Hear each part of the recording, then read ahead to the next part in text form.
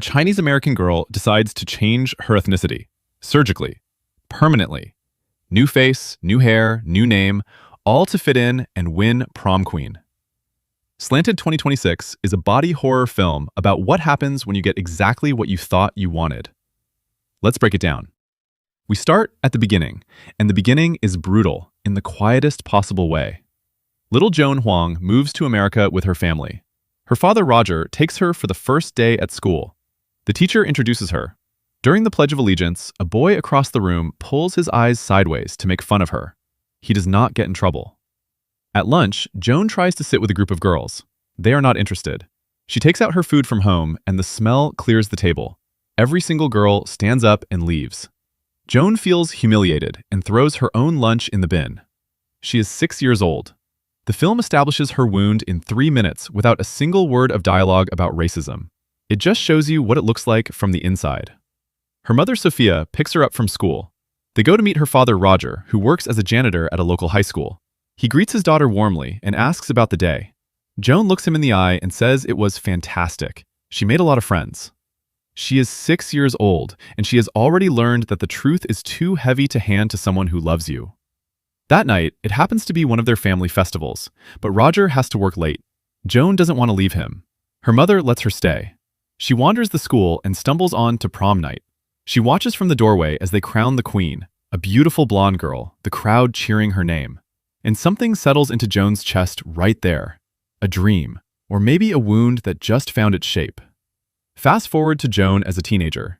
She is obsessed with makeup, filters, presentation, the architecture of how she looks to other people. The most popular girl at school, Olivia, announces on a live stream that she has landed a role in a show and will not be running for prom queen this year. Joan watches this and immediately starts calculating. This is her opening. She tries to reach her friend to give the news, but can't. She is using a filter on a photo app called Ethnos, a filter that makes her look blonde and white. Then she gets a notification. Ethnos has flagged her as their top user of the filter. She has a once-in-a-lifetime opportunity waiting for her. She ignores it and goes to eat. At home, her mother Sophia scolds her for the excessive makeup. Joan wants them to speak English, which her mother refuses. Her father, Roger, is practicing guitar in the other room. He greets his daughter and heads off to his cleaning shift. Joan leaves for school, and her mother reminds her to take her lunch.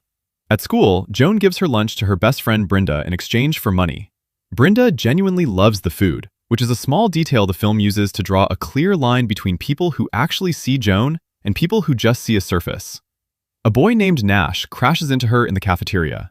She has a crush on him and absolutely cannot act on it. No confidence. Brenda doesn't want Joan to run for the prom queen, as she thinks this is a waste of time. Joan disagrees. Then Olivia arrives, filming a promotional video about climate change, announcing a skin-burning campaign, handing donated funds to a teacher in front of a camera. The teacher thanks her. Olivia makes her reshoot it because she wasn't enthusiastic enough. Brenda watches all of this and says what everyone is thinking. The skin-burning campaign is racist because their brown skin doesn't burn the same as white skin.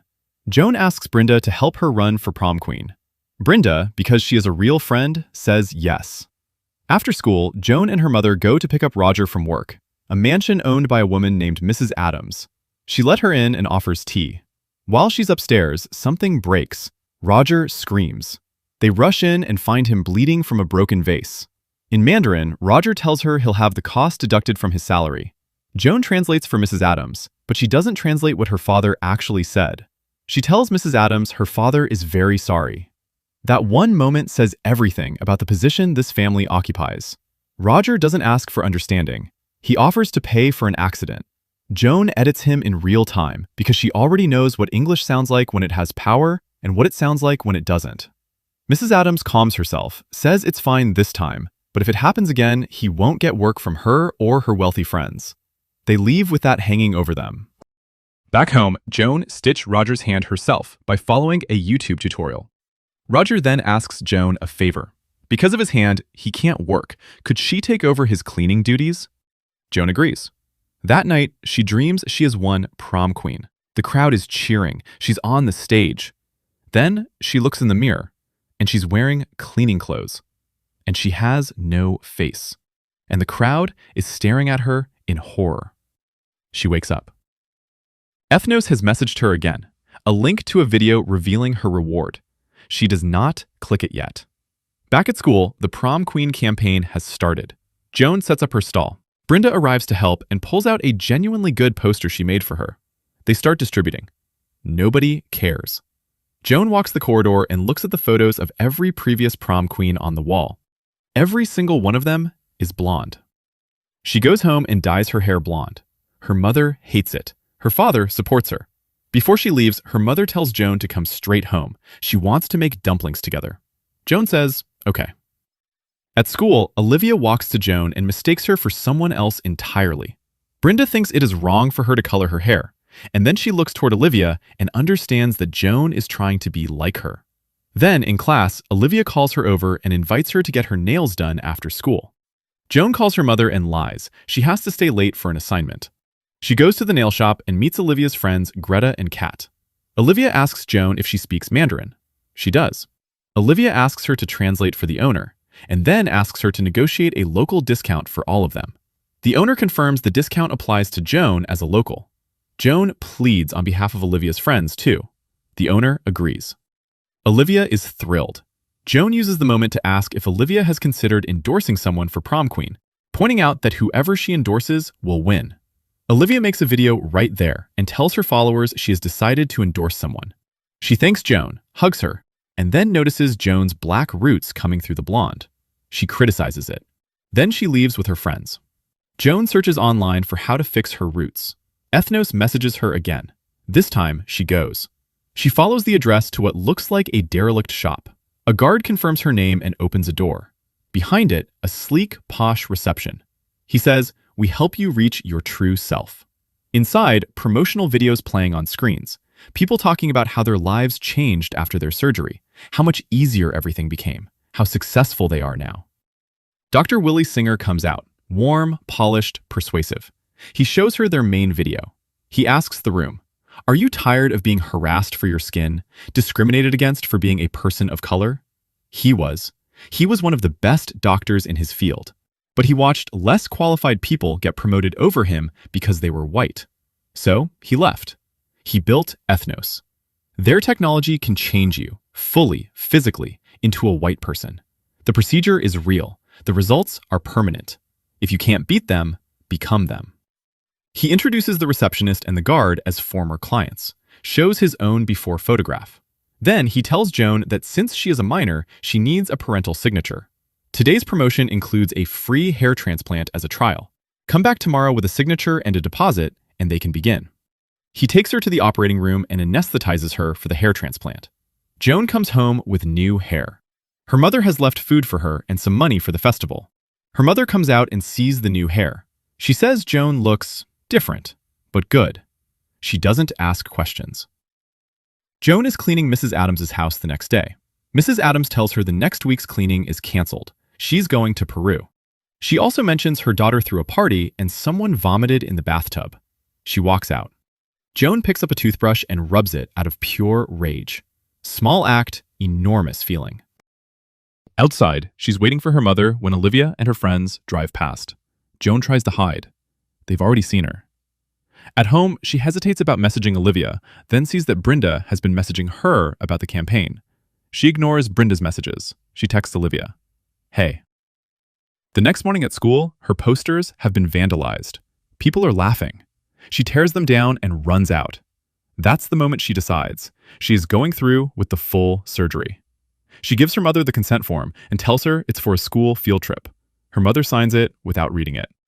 As Joan leaves, her mother calls after her. She says that even with the ridiculous hair, Joan still looks just like her father.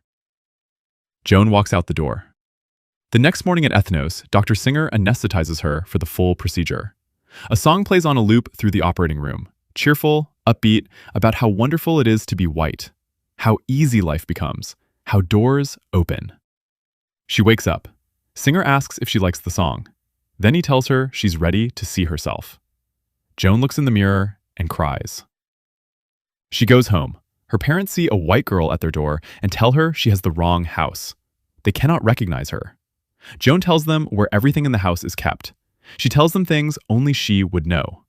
Roger still doesn't believe it.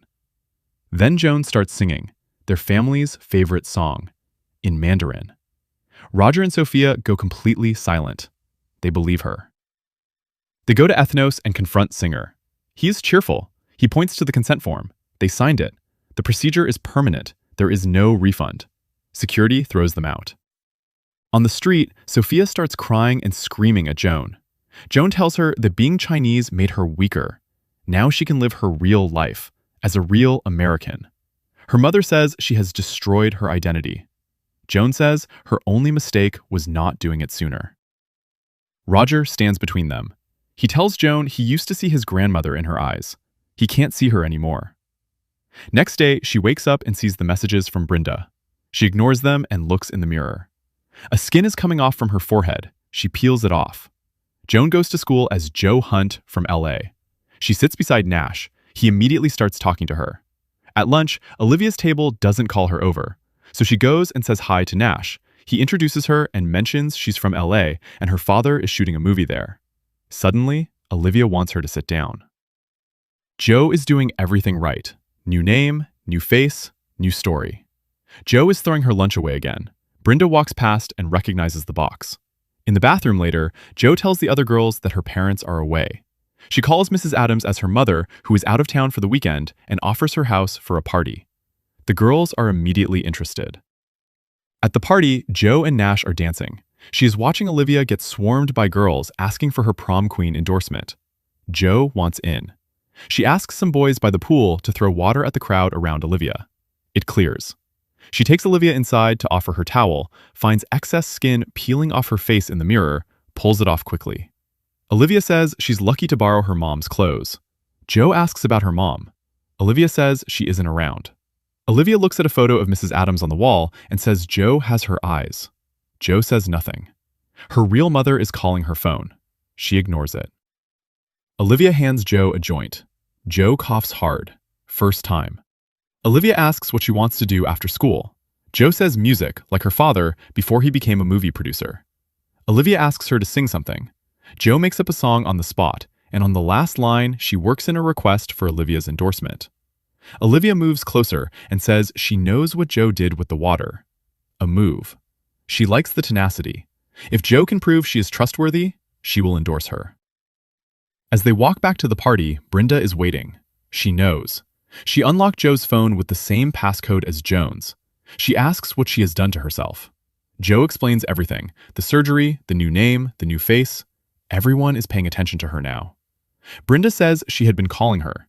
She went to Joan's house. She thought Joan had left without saying goodbye. They hug.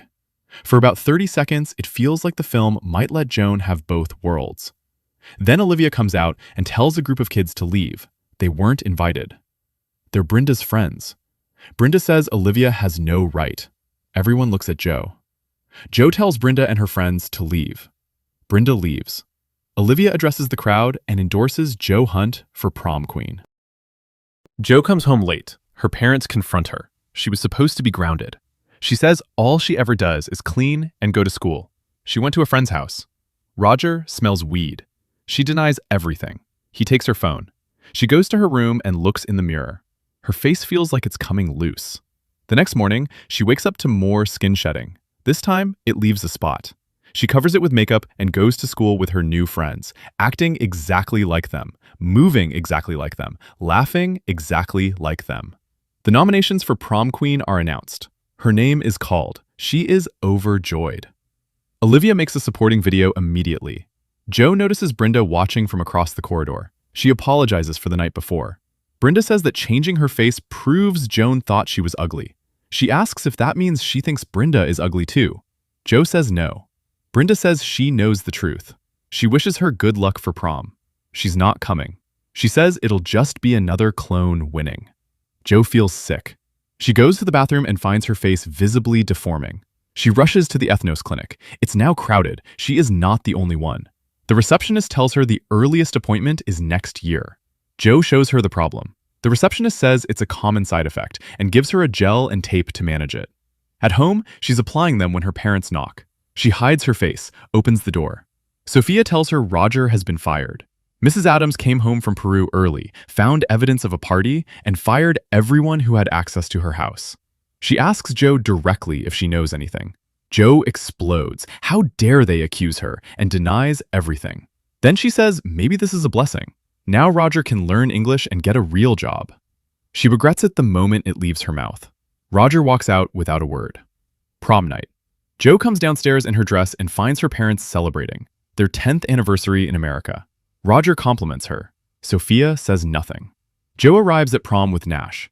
Everyone tells her she looks beautiful. They dance. They kiss. Her skin starts shedding again. She runs to the bathroom and applies the tape and gel with shaking hands. Olivia follows her in. Jo tells her to leave. Olivia comes anyway and sees her face. She says the old skin fights back at first. She helps Jo fix it. She takes her to the stage. The teacher reads the card. Jo Hunt, prom queen. The crowd cheers. She takes the crown. And then her face begins to melt on stage. People scream. Some vomit. Jo collapses. She wakes up in Olivia's house. Olivia tells her not to worry. Very few people got a clear video, and she will make sure those disappear. Jo runs to the mirror. Her face is still saggy, unstable. Olivia's father comes in, warm and welcoming. He recognizes a fellow Ethnos client. He and Olivia are among the earliest. When they moved from Cuba, they decided to start a new life. He asks if Jo's parents plan to change too. Jo says no. He says people who don't share the ideology has a way of vanishing from your life. Like Olivia's mother, who refused the procedure. That's why she's no longer with them. Very sad. But she could have had all this. He says it completely casually, like he's talking about a diet. Jo goes home. Her parents are sitting together. Her mother sees her and starts crying. She runs to hug her. Sophia tells her that when they moved to America, she didn't fit in either, but they will always be Chinese. Roger sits beside them and tells his daughter he also wanted to fit in. But he learned that you don't become American by erasing where you came from. You become your own kind of American, with your roots still intact. The next morning, Joan and Sophia go back to Ethnos to demand a reversal. The clinic is packed, other clients, other problems, all of it unraveling. The receptionist calls security before Joan can even finish her sentence. They drag them outside. Dr. Singer comes out to address the situation. Joan demands he change her back. Singer says the procedure is permanent. Joan says she is a monster. Singer looks at her and says, for a new plant to grow and flourish, the old seed needs to die. Back home, Joan tears at her own face in anger and grief. And then, underneath the synthetic surface, she finds her original eyes. She looks at them for the first time, really looks. And for the first time, she doesn't look away. The movie ends. Slanted is a bold debut from Amy Wang, exploring the high cost of erasing one's identity to belong. The film is at its most precise when focused on the family unit. Shirley Chen, Vivian Wu, and Fang deliver honest performances that ground the emotional weight. Specifically, the scene where a Mandarin song bridges the gap between a white stranger and her father. That single moment masterfully captures 20 years of immigration fatigue. However, the satire often loses its nerve. Unlike Get Out, which trusts its audience, Slanted over-explains its themes, making the social commentary feel safe when it should draw blood. Additionally, the Brinda storyline, portrayed warmly by Maitreyi Ramakrishnan, is an unforgivable waste, abandoned by the script before reaching a satisfying resolution. Ultimately, the film succeeds because its core argument is true. Joan's desire was a reasonable response to a world that consistently marginalized her. The final image of Joan finding her original eyes beneath the synthetic surface earns its quiet impact. If I talk about ratings, then I would give it 7 out of 10. That's Slanted, a film that asks a question most people spend their whole lives avoiding. If you're new to the channel, then kindly subscribe, and I see you on the next one. Thanks for watching.